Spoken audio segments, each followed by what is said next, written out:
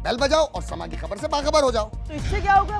खबरें हो या रीएनेक्टमेंट, या हो सुबह सवेरे के टोटके। समा की खबर चाहिए तो बेल बजाइए।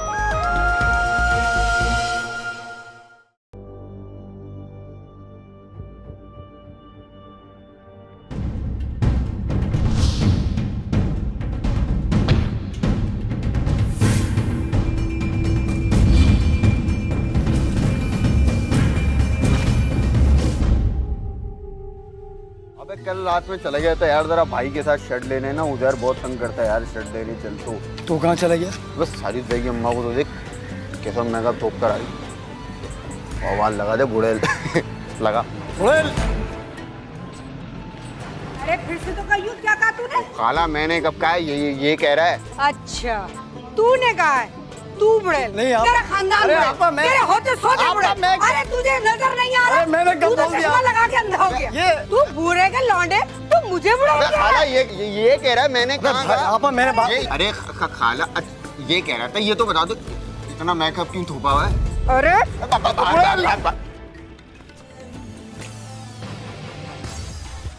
बुड़ेल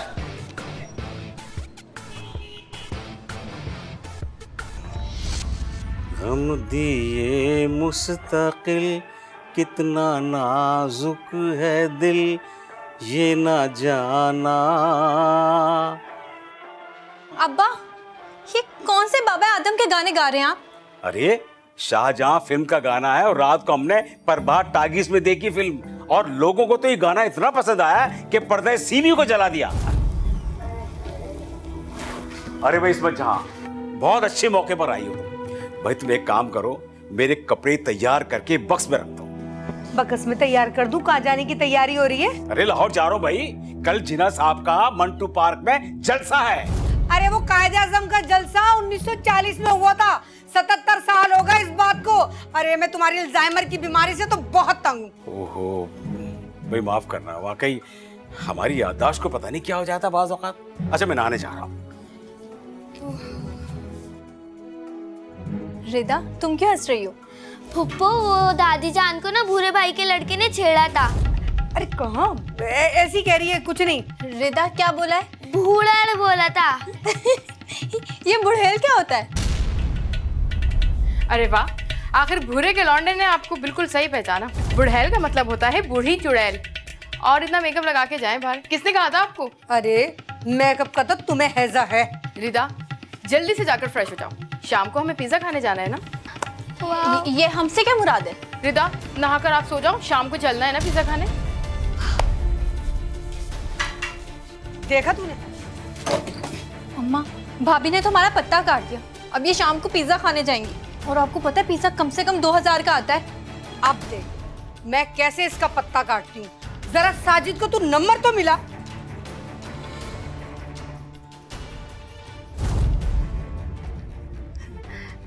हेलो साजिद बेटा, वो बेटा आज हमने इफ्तारी में कुछ भी नहीं बनाया, तू 2 पिज़्ज़े तो लेता है बेटा। अच्छा ले आ ले अपनी बहन से बात कर।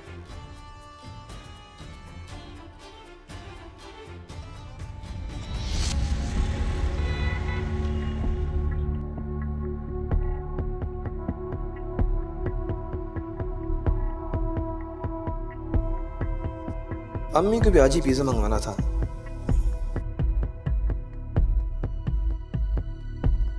प्रोग्राम तो अलमास के साथ था, वो इंतजार कर रही होगी।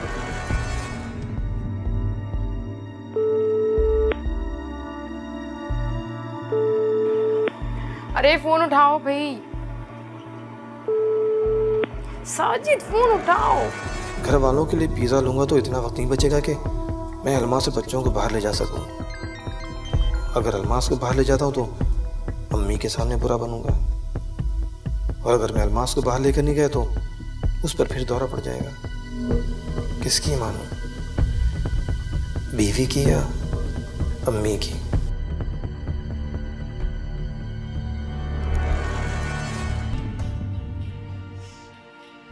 अरे तुम का भिपरी शेरनी की तरह फिरती फिर रही हो? अम्मी, आखिर भाभी को आपने शेरनी मान ही लिया। सुबह तक तो कह रही थी कि लोमड़ी है। लोमड़ी ही है, मैंने तो कहावत के लिए कह दिया।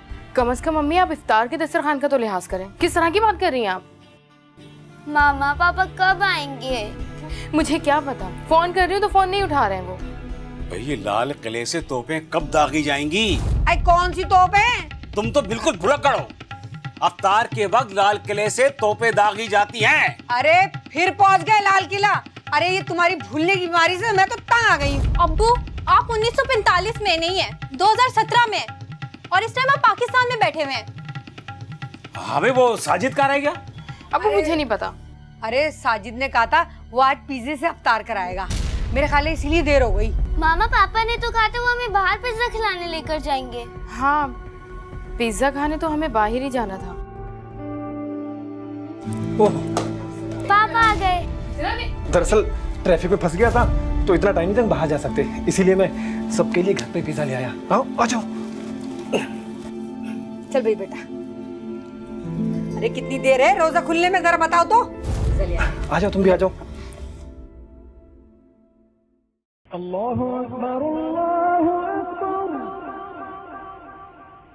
अजान हो गई, अफ्तारी करो जल्दी, शाबाश। खजूर दो बेटा। लो भाई लो। लो बेटा, शाबाश। ले बेटा।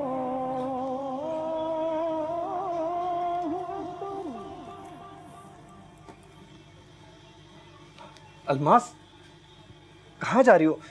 पिज्जा तो खा लो। जिनके लिए पिज्जा लाए हो ना, उन लोगों को खिलाओ। भाई बड़ी चंडाल है तुम्हारी बीवी। अफ्तारी के वक्त दस्तरखान से उठ गई। अगर इसमें जहाँ करती ना फिर बताता मैं। क्या करते तू? भाई यही बताता कि अफ्तार के वक्त दस्तरखान से नहीं उठते हैं। अफ्तारी करो। एक तो भाभी के नखरे खत्म नहीं होते। देखा तुमने कैसे तिनक के गई है? चलो भी अफ्तारी करो, भूख लगेगी ना खुद खा लेगी। खाओ बेटा, तुम भी खाओ। पानी दो।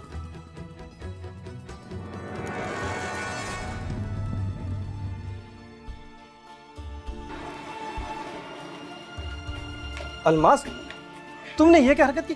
दस्तरखान से उठ के आ गई। तो अब क्या करते? मैं पिज्जा खाना हमें जाना था ना, और लेकर आ गए तुम अपने घर वालों के लिए। कहाँ का इंसाफ है ये क्या बकवास है? तुम्हें बात करने की तमीज नहीं है? मैंने तुम्हें बताया कि मैं ट्रैफिक में फंसा। ट्रैफिक में फंस गए थे तो फिर पिज्जा कैसे लिया तुमने? क्योंकि तुम्हारी माँ बहन को पता था कि पिज्जा खाने मुझे जाने पे उन्हें बता चुकी थी, और तुम उन्हीं के लिए लेकर आ गए। तुम उन्हीं के साथ हो। आहिस्ता आहिस्ता नीचे आवाज जाएगी। जाने दो, मैं डरती नहीं हूँ किसी से। बहुत हो गया, बहुत तंग किया है तुम लोगों ने। ये क्या कह रही चंडाल चौकड़ी? क्या कह रही हूँ? हाँ, वही आपकी साजिश है। आपके बेटे को समझाने की कोशिश कर रही हूँ। पट्टी बंधी है इसकी आंखों के ऊपर। अलमास तमीज से, माँ है मेरी। माँ? माँ है तो तुम्हारी माँ है, मेरी माँ नहीं है। अगर इस जैसी माँ होती, माँ क्या घर बर्बाद करवाती है? अरे चंडाल तो तू है, घर तो तू बिगाड़ती है। ये सब आपकी ही साजिश है। आप भी चाहती ना कि मेरा घर बर्बाद हो जाए, तो लो कर दिया अपना घर बर्बाद मैंने। देख रहा है ना तू, इसको मनाने आया था ना तू। देखो अलमास, अब अगर तुम्हें मेरे साथ रहना हो ना, तो अपने थर्ड क्लास पेरेंट्स को छोड़कर फिर मेरे पास आना। अरे हम तो थर्ड क्लास है, तेरी तो कोई क्लास ही नहीं है। जा रही हूँ मैं। अच्छा हुआ, खस खम जहाँ पाक, जान छूटी इससे। उरूज तेजाब लेकर आ, नजासत घर से गई है, आज तो मैं घर पाक करूंगी। और तू, अरे उसको बेटी की तरह मैंने रखा है, और तू एक लफ्ज नहीं बोलता उसके आगे। अरे जोरू को बुला, तू चुल्लू पर पानी में डूब के मर जा। मैं नहीं जाऊंगी अब उस घर में, बहुत ज्यादा हो गया है। अब नहीं जाना है मुझे वहां पर। दो पानी पियो। मेरे उस घर में कोई हैसियत ही नहीं है। नहीं तस्लीम करते वो लोग मुझे अपनी बहू। अरे मैं तो पूछती हूँ, जब बहू तस्लीम ही नहीं कर रहा था तो फिर रिश्ता क्यों किया?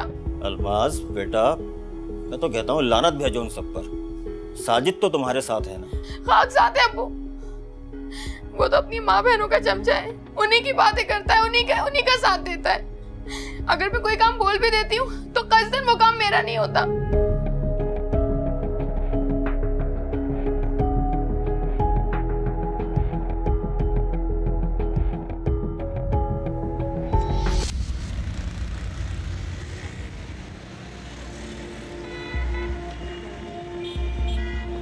मैडम, मेरी बीवी मेरे घर वालों को बर्दाश्त नहीं करती, और मेरे घर वाले मेरी बीवी को। रोज़ रोज़ इनके आपस में झगड़े होते हैं, जिसकी वजह से मैं सैंडविच बन गया उनके बीच में। और सिचुएशन अब ये आ गई है कि मेरी बीवी मेरा घर छोड़ के जा चुकी है, लेकिन मैं अपनी बीवी को छोड़ना नहीं चाहता हूँ। कही है भाई साहब, कैसे तशरीफ लाना हुआ?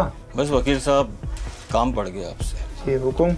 असल में आप मेरी बेटी अलमास को तो जानते हैं, ससुराल वालों ने उसका जीना हराम कर रखा है। और आपका दामाद अपनी माँ के अंडर में है। जी, मगर आपको कैसे मालूम? आप मुझे कोई कानूनी हल बताएं कि मेरी बीवी घर वापस आ जाए। देखिए, कानूनी तौर पर आप एक दावा दायर कर सकते हैं जिसे हम suit for restitution of conjugal rights कहते हैं, कि आप अदालत के ज़रिए अपनी बीवी को घर वापस आने का मुतालबा कर सकते हैं। अगर आपकी बीवी घर वापस नहीं आना चाहती तो अदालत भी उन्हें ज़बरदस्ती इस बात की पाबंद नहीं कर सकती। अरे वही साहब, हर दूसरे घर की कहानी यही है। खूंख्वार सास नंदें बहुओं पर जुल्म करती हैं, लेकिन आप टेंशन क्यों ले रहे हैं? अरे आपकी बेटी के तो बड़े राइट्स हैं, आप चाहें तो बहुत कुछ कर सकते हैं। मैं आपसे यही तो जानना चाह रहा हूँ कि मैं अपनी बेटी की लाइफ को किस तरह सिक्योर कर सकता हूँ। वैसे मुझे बताइएगा कि आपकी बीवी की नाराज़गी की वजह क्या है? कोई घरेलू तशद्दुद तो नहीं होता? नहीं, अल्लाह ना करे ऐसी कोई बात नहीं है, लेकिन ये सास बहू का रोज़ाना का झगड़ा है, इसकी वजह से पिस में आ रहा हूँ बीच में। अभी मेन उनकी डिमांड क्या है आपकी वाइफ की? किस वजह से नाराज़ होकर गई हैं? बस वो कहती है कि मैं तुम्हारे घर वालों के साथ रहना नहीं चाहती हूँ, ना मैं इनकी सूरतें देखना चाहती हूँ। हाँ, तुम अगर अलग घर ले लो तो मैं फिर तुम्हारे साथ रहूँगी। और आप अलग घर अफोर्ड नहीं कर सकते? हाँ, फ़िलहाल मेरी कंडीशन ऐसी नहीं है कि मैं अलग घर ले सकूँ। तो अपने ससुराल वालों से साफ तौर पर कह दे कि अगर आपको ये शादी बरकरार रखनी है तो आपको मेरे हुकूक देने पड़ेंगे। बसूरत दीगर वो किसी कानूनी चाराजोई के सामना करने के लिए तैयार हो जाए। देखें, आप उसे समझाएं, मैं उसके साथ हूँ, और कोई भी कानूनी कार्रवाई की सूरत में मैं कुछ भी ऐसा नहीं होने दूंगा जिससे उसका घर बर्बाद हो जाए। मैं उसे उसके हुकूक दिलवा कर रहूँगा। अब सिर्फ ये बात आपको समझनी है कि आपने करना क्या है। आपका सिंगल स्टोरी घर है? नहीं, मेरा तो 2 मंजिला मकान है। तो आप ऊपर के पोर्शन में इंडिपेंडेंटली नहीं रह सकते? अपना किचन अलग कर लें, घर आने जाने का रास्ता थोड़ा सा अलग कर लें, जितना इंटरेक्शन कम हो। वैसे सिचुएशन का कानूनी हल ढूंढने से बेहतर था कि आप मिल बैठकर ही कोई हल निकाल लेते। अपने ससुराल जाकर बात करें, अपनी बेगम को मनाने की कोशिश करें, हो सकता है मान जाएं, आर्जी तौर पर नाराज़ हुई हूँ। लेकिन वो मेरी बीवी तो मेरा फ़ोन ही नहीं उठा रही है। लेकिन ठीक है, आप कहती हैं तो मैं अपने सास ससुर से बात करके देखता हूँ।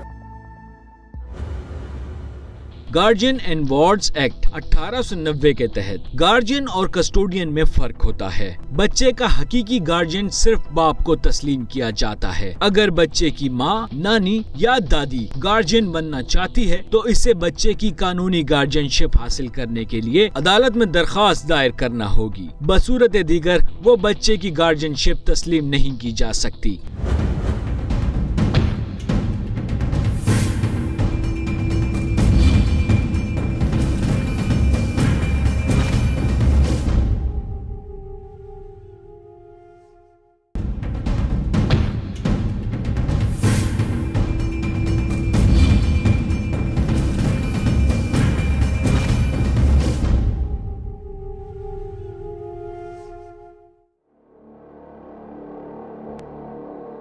देखो साजिद मियाँ, नाइट्रिक एसिड में अगर अमोनिया डाइऑक्साइड मिलाया जाए ना तो धमाका तो होगा ही।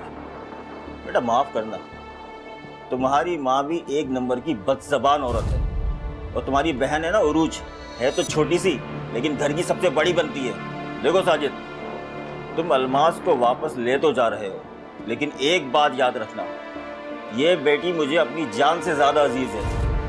अगर इसको अब कोई दुख पहुँचाए ना तो ये याद रखना, उसका बाप अभी जिंदा है। मेरे जितने स्टूडेंट्स हैं बड़े आला आला ओहदों पर बैठे हैं, तुम लोगों को कहीं का नहीं छोड़ूंगा मैं। जी अबू, मैं मानता हूँ कुछ मसले खड़े हो गए थे, लेकिन इंशाल्लाह वैसा नहीं होगा। और अलमास, तुम भी अपनी ज़बान को ज़रा कंट्रोल में रखो। मैं तो कुछ भी नहीं कहती, वो लोग खुद मेरे पीछे पड़े रहते हैं। भोपालन भोपालन कहते हैं मुझे, उसका कुछ नहीं पता आपको। कोई जरूरत नहीं किसी से दबने की, समझी? तुम मेरी बेटी हो, मैं भी अपनी ससुराल में किसी से नहीं दबती थी। आप तो खामोश बैठे ना, मैं बात कर रहा हूँ साजिद से। साजिद मियाँ, आप ले जाओ अलमास को, लेकिन मेरी बात याद रखना, अब इसको कोई गजन नहीं पहुंचना चाहिए। पापा घर चले ना, नानू का एसी भी खराब है, मुझे बहुत गर्मी लगती है। पापा को देख के अब नानू का घर बुरा लगने लगा। तुम बैठती कहाँ हो एसी में, सारा दिन तो डाउन डाउन फिरती रहती हो। अच्छा वो इजाजत है? हाँ, घर तो चल रही हूँ मैं, लेकिन मुझे किचन अलग चाहिए। और तुम्हारे अब्बा 5-5, 6-6 दफा खाना खा के जो भूल जाते हैं ना, मैं खाना नहीं दूंगी। तुम्हारे कुनबे का खाना मैं नहीं बनाऊंगी। ठीक है, मैं तुम्हारा किचन अलग करवा देता हूँ बस।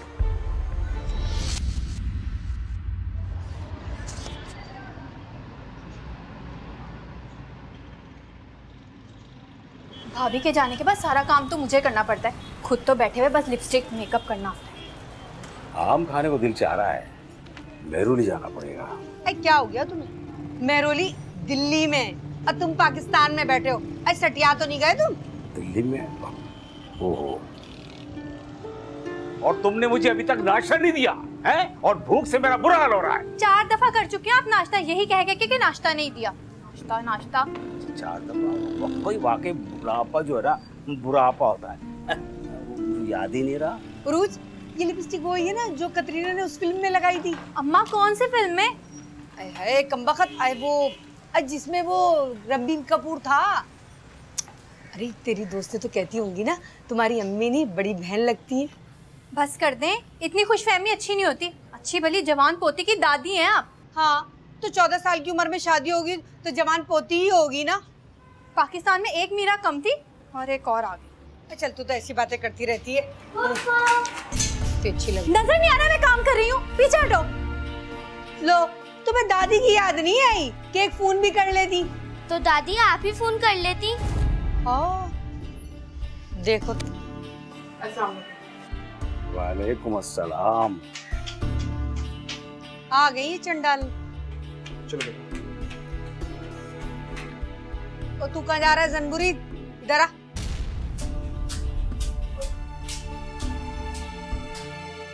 जी अम्मी, मैं वो ऊपर पोर्शन में किचन बनवा रहा हूँ, चलता हूँ मैं। देखी माँ की तरबियत, कैसा तुरंत जवाब दिया है, और न सलाम न दुआ, और दादा तो नजर ही नहीं आए। इटलाती भी चल दी ऊपर। अरे साफ क्यों नहीं कह दे कि हांडी चौका अलग कर रहे हो? तुम्हारी मर्जी, लगे रहो बीवी की गुलामी में। एक बात बता दे रही हूँ साजिद, तू बोर्ड खाना तो अलग कर रहा है, अरे ये जीना भी अलग कर ले। मैं नहीं चाहती ये चंडालन मुझे बार बार नजर आए। काश की अम्मी ये मुमकिन होता, कम से कम ये रोज रोज के लड़ाई झगड़े तो खत्म हो जाते हैं। अब महारानी डोरिया आ गई है, उससे ही काम करवाना। मेरा ड्रामा लग गया, मैं जा रही हूँ। यहाँ तो आवा का आवा ही बिगड़ा हुआ है। महारानी टोरिया को तुम्हारे भी अरसा हो गया, बल्कि बहुत ज्यादा अरसा हो गया। अब तो जाट शशुम का जमाना है। क्या हो गया तुम्हें? 70 साल हो गए पाकिस्तान बने हुए, पाकिस्तान में बैठे हो जाट शशुम याद आ रहा है। सारा मेकअप खराब कर दिया।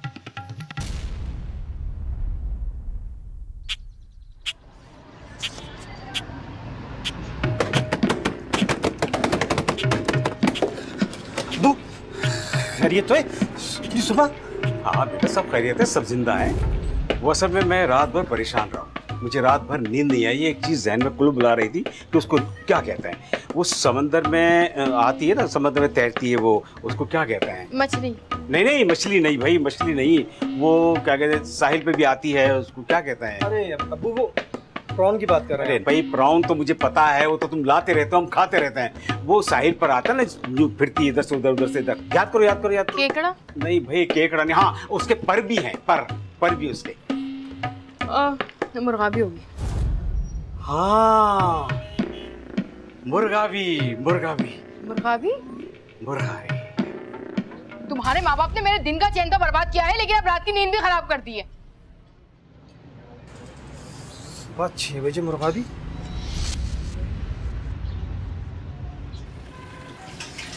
अरे भी अलमास, जल्दी बताओ पकाने के लिए क्या लाना है?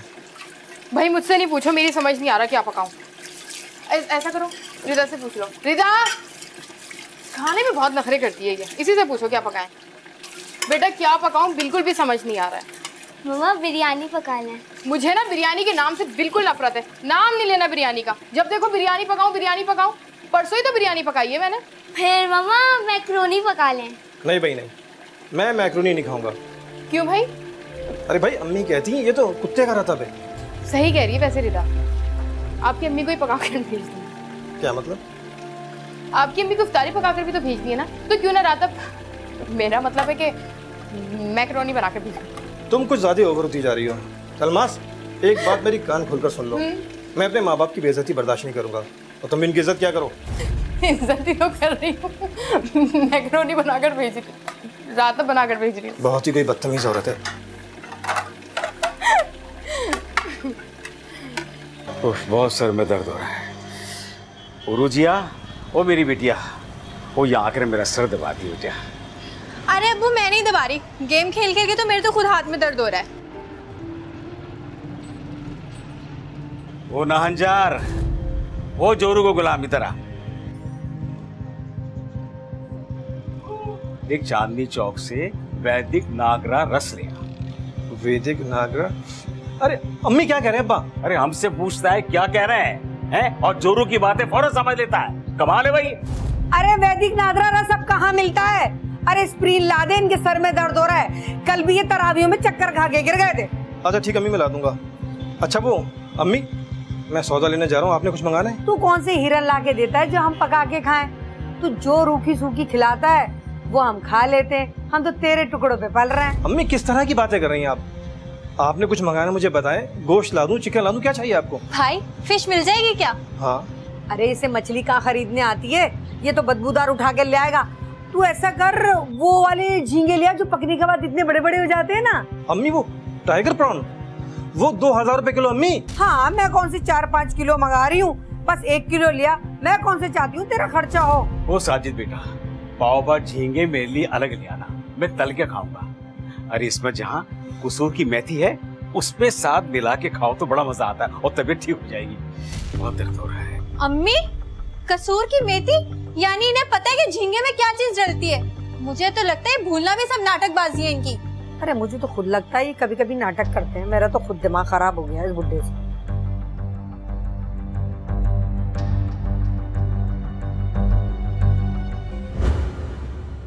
गार्जियन एंड वार्ड्स एक्ट 1890 की दफा 25 के तहत अदालत बच्चे की गार्जियनशिप का फैसला करते वक्त सिर्फ और सिर्फ बच्चे की फलाह को मद्देनजर रखती है। अगर अदालत महसूस करे कि बच्चे का बाप या माँ दोनों वालिदैन बच्चे की गार्जियनशिप के हकदार नहीं हैं, तो अदालत बच्चे की फलाह को मद्देनजर रखते हुए उसे किसी और की गार्जियनशिप में दे सकती है।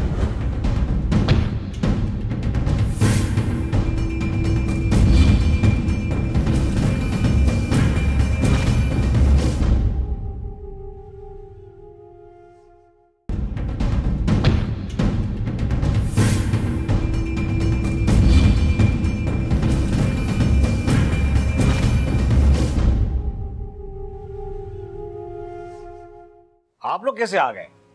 सुना है चांदनी चौक पर कांग्रेस और मुस्लिम लीग के दरमियान जो झगड़ा हुआ था उससे बड़ा बलवा हो गया है। अभी रेडियो ने बताया काफी लोग मारे गए।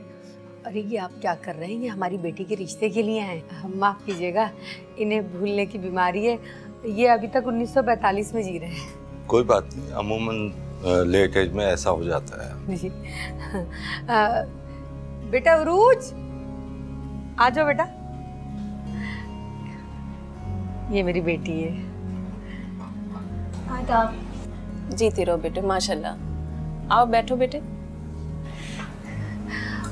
मेरी बेटी जिस घर भी जाएगी ना, उनके दिलों पे राज करेगी। आप इसके हाथ के कबाब और कच्चे गोश्त की बिरयानी खा के देखें, आप उंगलियां चाटती रह जाएंगी। अरे माशाल्लाह। और क्या कर रही हो बेटा आजकल? जी आंटी, वो मैंने BA के एग्जाम्स दिए हैं। तो बेटा आगे पढ़ने का इरादा है? जी बस देखें। अरे बहन, BA कर लिया, अब बस बहुत ही लड़कियों को कौन से पढ़ा के नौकरी करवानी है, क्यों बहन? जी आप ठीक कह रही हैं। नहीं, आप बिल्कुल सही कह रही हैं। इंदिरा गांधी ने अभी तक नौकरी नहीं की और फातिमा जी ना डेंटिस्ट है, लेकिन इसके बावजूद उन्होंने नौकरी नहीं की। अरे वो आपकी बहू कहीं नहीं दिख रही, उसे बुलवाएं। जी जी मैं बुला कर आता हूँ। अरे आप लोग लेना ये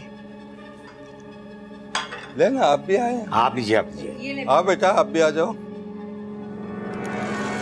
अरे अम्मी क्या बताऊं, आए हुए हैं रिश्ते वाले उनकी बहन को देखने।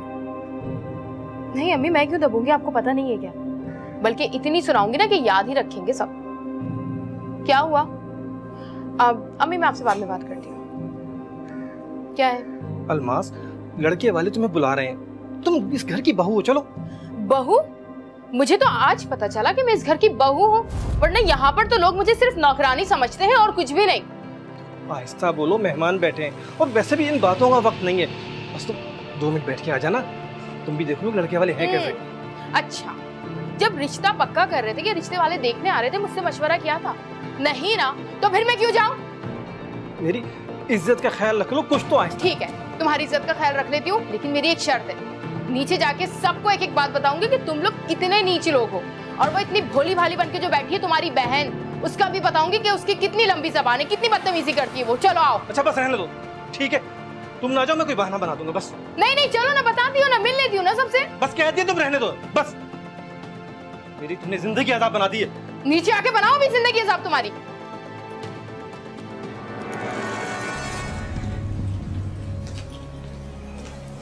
वो अलमास की तबीयत ठीक नहीं है, सो रही हो।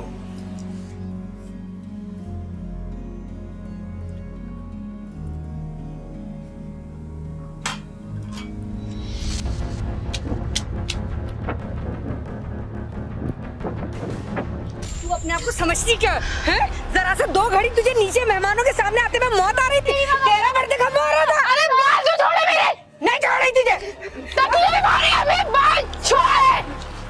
कम बखत, मेरी अम्मा को हाथ लगाती, हाथ तोड़ दूंगी तेरे। चढ़ जा, मारूंगी तुझे भी। खबीस जाहिल चुड़ैल। हट जा ना, साजिद मर गए। क्या हो रहा है? क्या हो रहा है? ये क्या हंगामा हो रहा है ये? और मेरी इसमें जान को किसने धक्का दिया? अरे तुम्हें नजर नहीं आ रहा, ये तुम्हारी चवी थी बहू ने। अरे तो फिर इससे कोलू पिलवा दो, जैसे बेगम भोपाल पिलवाती है, या फिर काला पानी भिजवा दो। अरे काला पानी अब कहाँ होता है, तुम्हारा तो दिमाग चट गया है। अरे इसको तो फांसी चढ़ाओ, फांसी। अरे तुम इसे फांसी दो या जियो या मरो, मेरी नींद क्यों खराब कर रहे हो? ये देखो, इन्हें तो आराम की पड़ी हुई है। जाओ ना नीचे, दिमाग खराब करके रख दिया मेरा। साजिद मर गए हो गए। अरे ये क्यों तंग कर रही है? क्या जहालत है? देखो ना, अपनी माँ बहन को मार रही है मुझे। अरे कुछ तो शर्म करो, महल्ले वाले तमाशा देख रहे हैं, मेरी इज्जत के ख्याल कर लो तुम। अरे तू खड़ा खड़ा क्या देख रहा है? तेरी माँ की बेइज्जती कर रही है और तुझे शर्म गैरत नहीं है, हैं? अपनी माँ की बेइज्जती करा रहा है। मर जाओ ना कहीं जाके, अपने मुंह खराब कर लो तुम लोग। मेरी जिंदगी को अजाब कर दिया तुम्हारी माँ बहनों ने। जिंदगी तो मेरी अजाब बन गई है। अरे तंग हो गया हूँ मैं, सुकून बर्बाद कर दिया मेरा तुम लोगों ने। आज मार कुटाई की है, कल एक दूसरे को कत्ल कर देना, कोई किसी से कम नहीं है। और हाँ, एक बात मेरी कान खोल कर सुन लो, आज के बाद इस घर में दोबारा तमाशा लगा ना तो मैं खुद को गोली मार लूंगा। पापा इन्होंने मम्मा को बहुत मारा है। सुन लिया, अब तुम जियो या मरो, मुझे कोई फर्क नहीं पड़ता। मैं यहाँ पर 1 मिनट भी नहीं ठहरूंगी। सुनो अपने माँ बाप की सारी बातें, जो करना है करो, हटो रास्ते से। हाँ जा मनूस नागन, अब मत आना यहाँ पे, तेरी शक्ल देखने का किसी को शौक। मुझे शौक भी नहीं है यहाँ आने का। अपने बेटे को अपने साथ संभाल के रखो, बल्कि ऐसा करो उसको पल्लू से बांध लो अपने। अरे अगर असल की है तो आना मत। नहीं आऊंगी, नहीं दूंगी तुम्हारी चौखट पे। अरे बात तो सुनो मेरी।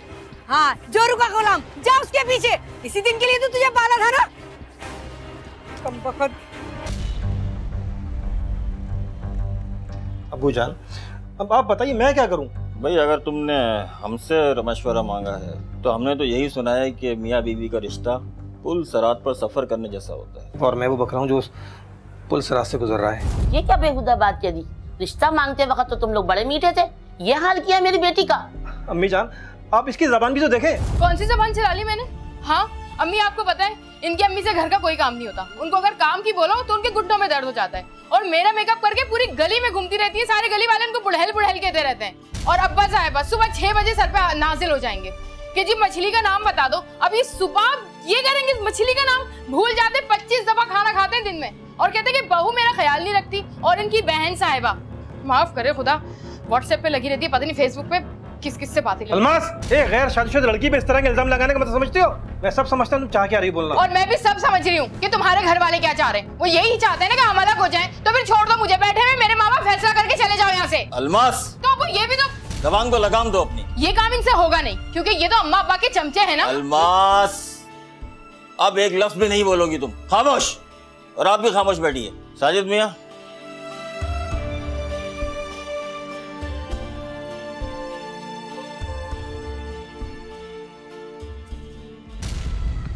जी वही साहब। अच्छा छोड़ें, मुझे ये बताइए कि आपने अपने दामाद के सामने अपनी बेटी के लिए अलग मकान की डिमांड रख दी है या नहीं? जी हाँ, साजिद आया था, हमने अपनी डिमांड उसके सामने रख दी है।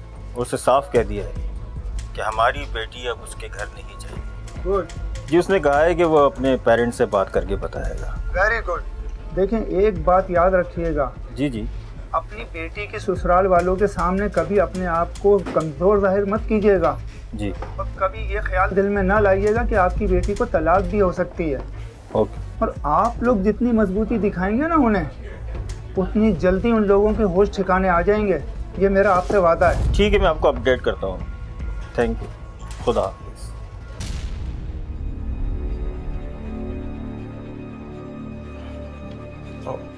वो अब्बू जान, मैं आपसे कुछ कहना चाह रहा था। मेरा मतलब है कि आप मकान बेचकर जिसका जो हिस्सा है वो उसे दे दें। अरे क्या मतलब है तेरा?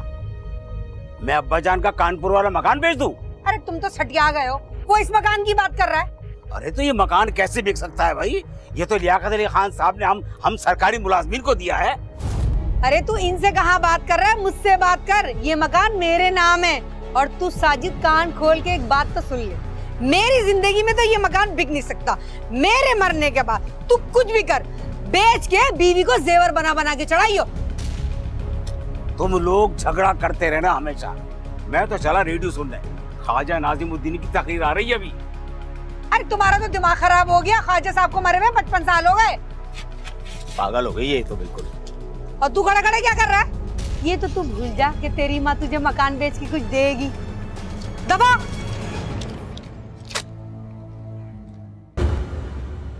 मुस्लिम फैमिली लॉ ऑर्डिनेंस 1961 के सेक्शन 12A1 के तहत अगर कोई बाप अपने बच्चे या बच्चों को नान नफका देने में नाकाम रहता है तो सालिसी काउंसिल से रुजू किया जा सकता है। काउंसिल एक सर्टिफिकेट जारी करेगी जिसमें बाप को एक मखसूस रकम बच्चे को देने के लिए पाबंद किया जाएगा और सब सेक्शन 1 या 2 के तहत मुय्यना मुद्दत में रकम अदम अदायगी की सूरत में बाप की जायदाद से वसूल की जा सकती है।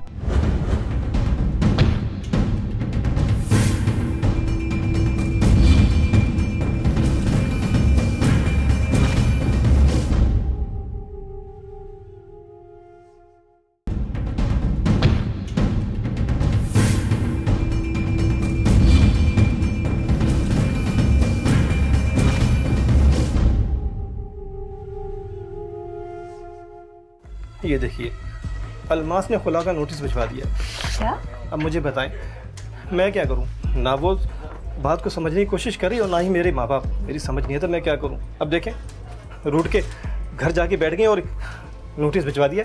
हम सोच रहे थे कि आपके घरेलू मामला अब हल हो चुके होंगे। ये तो जिस बुनियाद पर उसने खुला मांगी है, इसमें एक पॉइंट तो डोमेस्टिक वायलेंस का है।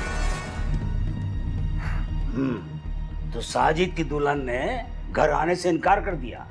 अरे वो भोपालन है ना। कौन भोपालन? अरे तुम्हारी बहू। अरे भाई, भोपाल के लोग तो बहुत चालाक होते हैं। अरे वो तुम्हारी बहू भोपालन, वो तो महारानी कह रही है कि उनके लिए अलग से महल तामीर होगा तो वो आएंगी। अभी बताएंगे कभी आपने या आपके घर वालों ने आपकी बेगम पे तशद्दुद किया है? मैंने आपको पहले ही बताया था कि इस तरह की कोई हरकत नहीं की। ठीक है, सोच के बताएं, क्योंकि जिस पॉइंट पे उन्होंने खुला मांगी है वो डोमेस्टिक वायलेंस की है।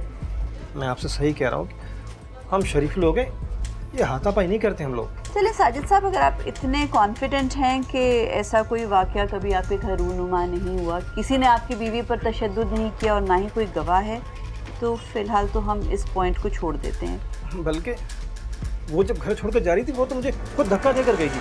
हाँ, यही तो मैं कह रहा हूँ कि ये मकान हमने भले वक्तों में बनवा लिया, वरना आज तक मॉडर्न क्वाड्रेंट पड़े रहते। अरे वो महारानी कह रही है या तो घर अलग लेके दो या फिर तलाक दो। तलाक? किबला बड़े हकीम साहब दहलवी ने कहा है कि ऐसी बदज़बान औरत का चौंडा पकड़कर जमीन पर रगड़ दो और फिर तलाक दो। अच्छा, आप भी दावा कर सकते थे फिर उन पर। अच्छा, दूसरी बात, उन्होंने कहा है आप उनको पिछले 2 साल से जेब खर्च नहीं दे रहे, इसमें कोई सच्चाई? बिल्कुल गलत है। मैं उसकी हर ज़रूरत को पूरा कर रहा हूँ, बस वही चाहती है कि मैं अपने माँ बाप को सपोर्ट ना करूँ। मुझे बताएं, मेरे बूढ़े वालिदैन हैं, उनकी सपोर्ट मैं नहीं करूँगा तो कौन करेगा? आप खुद बताएं। अभी एक ही घर में रह रहे हैं ना आप लोग, ऊपर नीचे? जी जी। ये तो मैं होने नहीं दूंगी कि उसको तलाक हो, सारी जिंदगी अपने घर में महंगे में सड़ती रहेगी। हाँ ये तो मुझे पता है। तो चाय पिला रही हो? क्या हो गया तुम्हें? 4 दफा चाय पी चुके हो तुम। ये मैंने पी है? नहीं तो मैंने पी है। अच्छा ठीक है। सटियाने की कोई हद है? आपकी बेगम ने जिन वजूहात की बिना पर खुला मांगी है, इन वजूहात को हम अदालत में कंटेस्ट कर सकते हैं। वैसे फिर भी एक आखिरी कोशिश करके देख लेते हैं, अगर आउट ऑफ कोर्ट सेटलमेंट हो सके। शहरोज ज़रा इनके वकील को कॉल तो करो, मेरी बात करवाओ उनसे।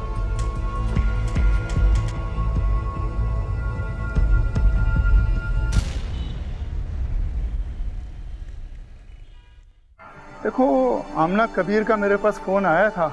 वो तुमसे अलहदगी में मिलकर कुछ बात करना चाहती है। मेरा ख्याल है कि वो तुम्हें मुसालियत की पेशकश करेगी। नहीं सर, दरअसल उन्हें अपनी हार का डर है।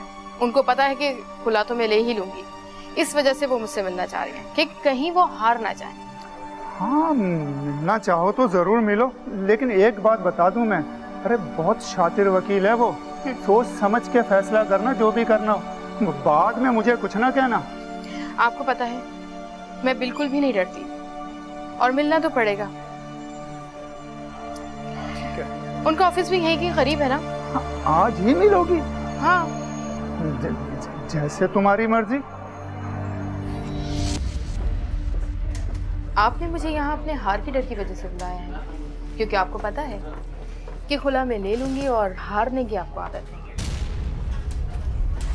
मोहतरमा, ये बात तो ठीक है कि ज़बरदस्ती आपको आपके शौहर के साथ नहीं रखा जा सकता, लेकिन अगर आप लीगली बात करती हैं तो जिन बातों को बेस बनाकर आपने खुला मांगी है, वो हम अदालत में साबित कर देंगे कि आपके दावे झूठे हैं। डोमेस्टिक वायलेंस की बेस पर आप खुला मांग रही हैं। किसने आप पर तशद्दुद किया? अदालत में प्रूफ कर पाएंगी? कौन है गवाह आपके पास? कभी FIR कटवाई है आपने अपने शौहर के खिलाफ, अपने ससुराल के खिलाफ?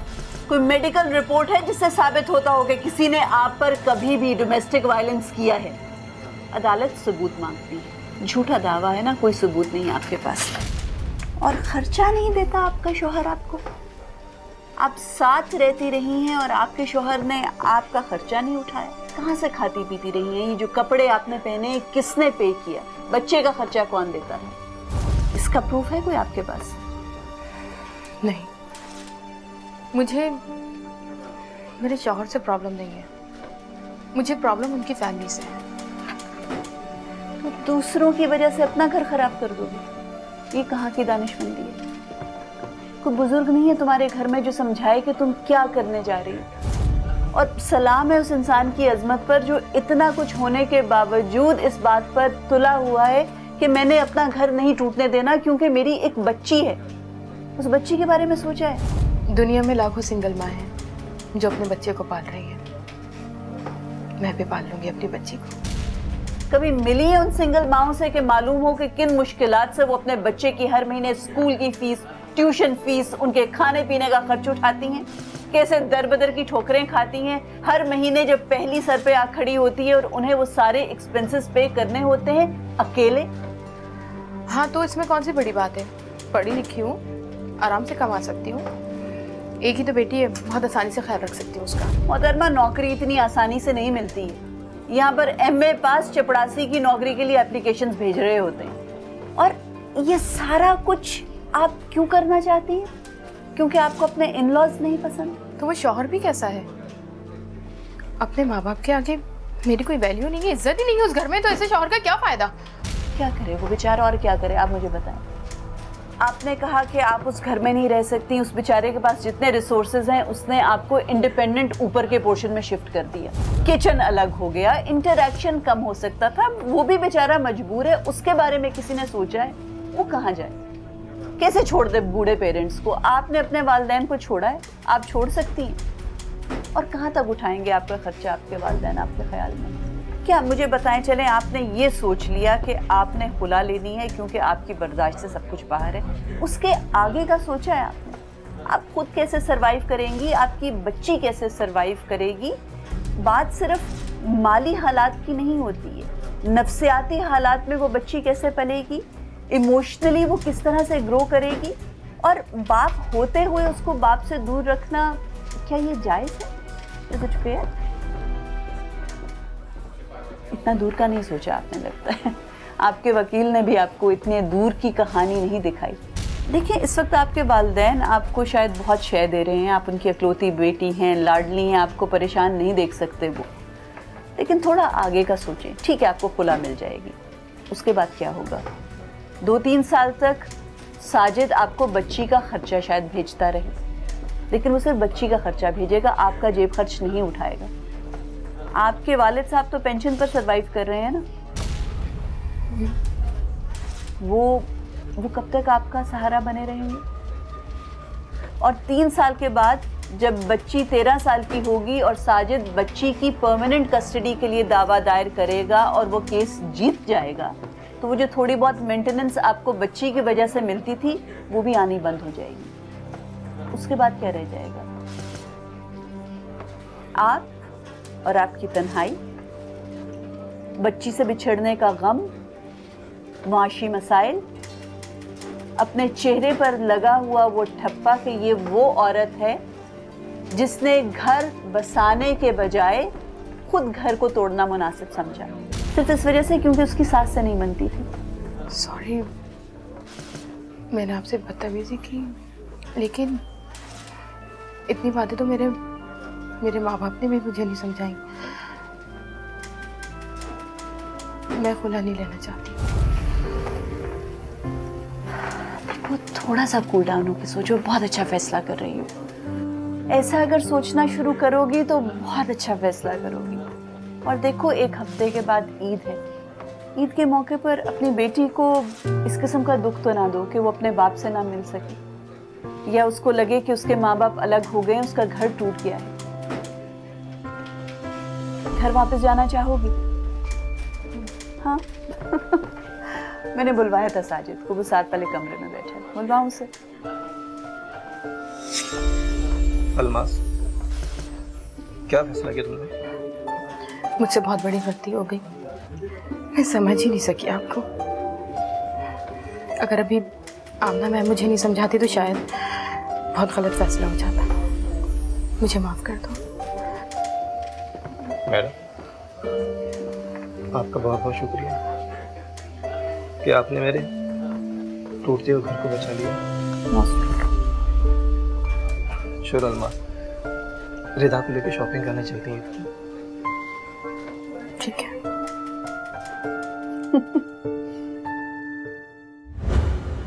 कोर्ट नंबर 5 में अगर आप भी कोई केस पेश करना चाहते हैं तो हमें ईमेल करें court5@sama.tv।